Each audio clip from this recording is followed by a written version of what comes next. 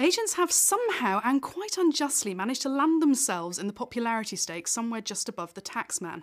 This is entirely unfair. Agents are, for the most part, very nice people. And as a first-time buyer looking to get some properties and looking to work with these agents, you've really got to know how to get the best out of them.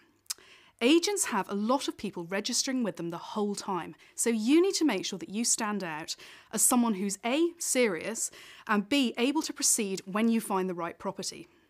So first things first, you need to make sure that all your financial arrangements are in place. Speak to an independent broker who can help you understand how much you can borrow and get an agreement in principle with a lender. That's basically working with a lender to give you a certification to say you should be able to borrow up to this amount of money. Also make sure that your deposit is accessible. People in the past have had money locked into savings accounts that require 30 days notice or more. And it's no good realising that just when you're about to exchange. So make sure you know how much money you've got available and where your deposit funds are and how accessible those funds are. And give the agent your broker's details so that they can check with them directly just to make sure that you're completely bona fide and you can afford what you say you can afford.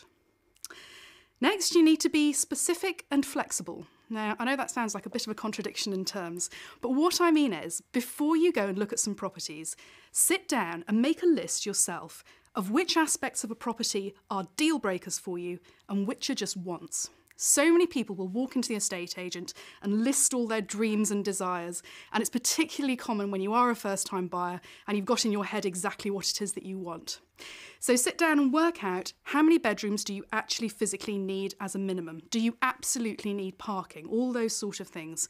And then on a separate list, you can have your wishes, the things that would be really, really nice. A pretty garden, a third bedroom that you can use as a study.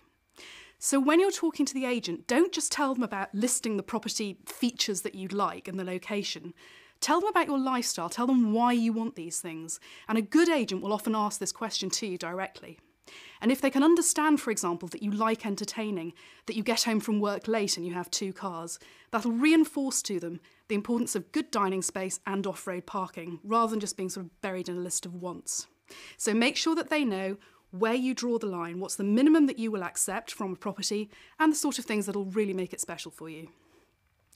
And once you've registered with them, start off by going on lots of viewings and always give feedback, both good and bad.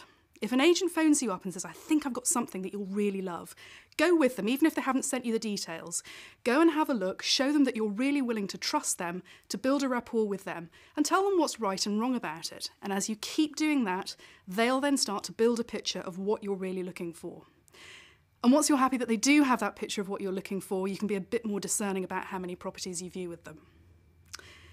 Do keep in touch with the agents you've registered with. They should be contacting you, probably on a weekly basis, to let you know about properties that have come onto the market and things that they think you really might be specifically interested in. But if you haven't heard from them for a week, do just pop them a short email and let them know that you're still looking and you're still keen and they do need to keep you on their database. And once you find a property, let the other agents that you've registered with know so that they're not wasting their time chasing you. They'll really appreciate it. And then if anything goes wrong with the purchase and you need to start the hunt again, they'll be really keen to help you.